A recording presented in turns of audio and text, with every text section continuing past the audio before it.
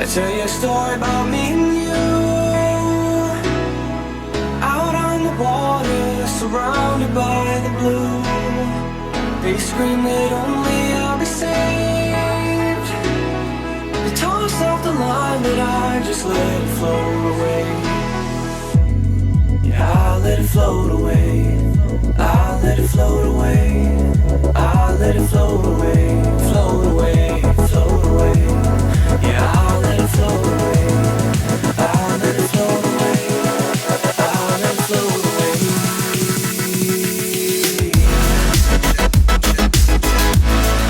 Last time on Sailing Zatara, we left mainland Ecuador for the Galapagos, and we encountered several different issues along the way. But we made the best of the 575 nautical mile sail and finally arrived in San Cristobal 5 days later.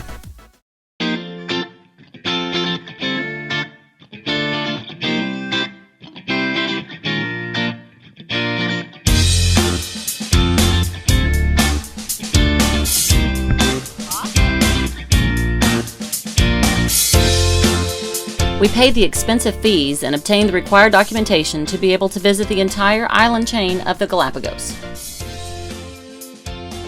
We arrived first at San Cristobal, explored the town, and took a short tour around the island. There's plenty of lush plant life, and hiking to the Lagoon El Junco with our friends was probably one of my favorite things we did. It's 2,400 feet above sea level, so it was not quite so hot. In fact, the clouds settling all around us made for a cool breeze and an amazing sight.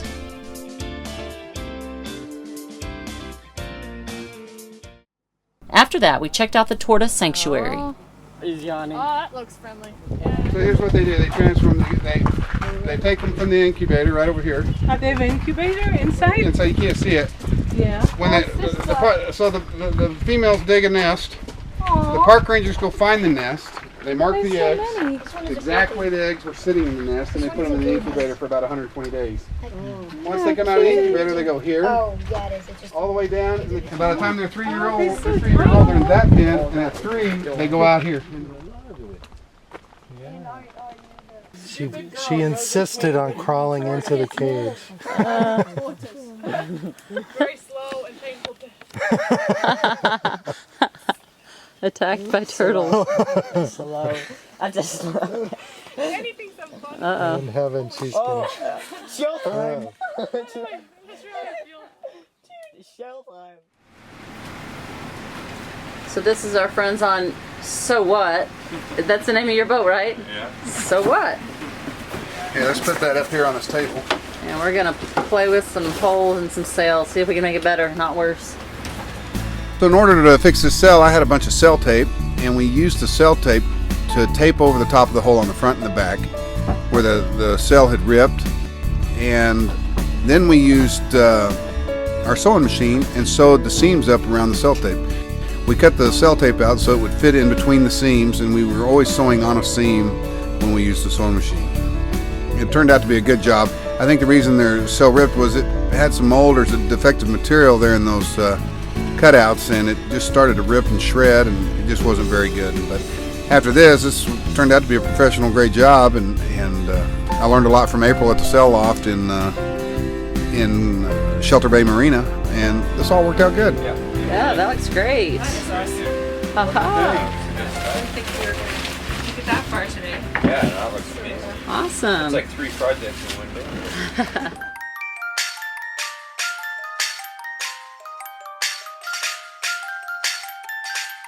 Although exploring the towns was fun, we unfortunately learned that we weren't allowed to scuba dive at any part of the Galapagos without paying for each person and hiring a tour guide.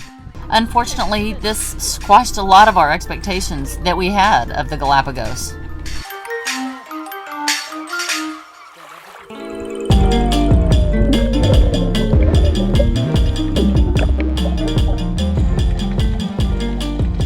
But being able to snorkel with these sea lions was so much fun. Swimming with them, they're so adorable, they're playful and friendly, and even the kids had fun in the water with them.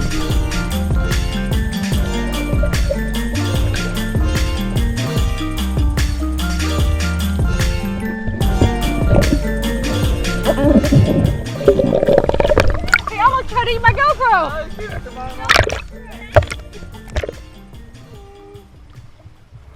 We got Anna tutoring Jack in Algebra 1. And she gets paid.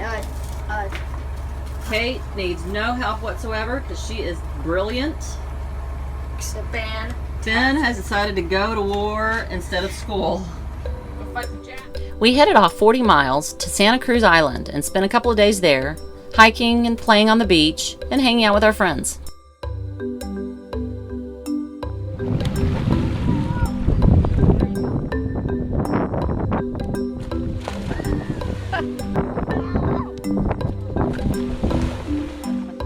We headed finally to Isla Isabel, another 40 miles away. Is it a booby? Okay. All right. I need somebody to get the hook out of his mouth. We accidentally caught a bird. Somebody get that out of there. Okay, you're gonna have to hold him. I hate that noise.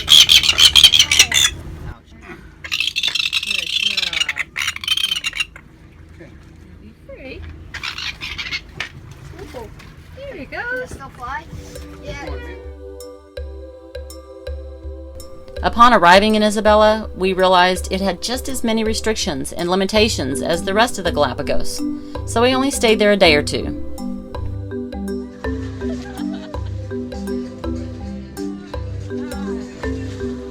One, two, three, go. That was good. So our kids went to kayak over by the penguins today. They're just right over here, 100 yards away. And they get over there, and a guy comes up and says, "You have to go back to your boat. This is restricted. You have to go pay a tour guide so many dollars per person to take you into this place to see these penguins." They can see the penguins, they just can't get closer to the penguins. It's crazy.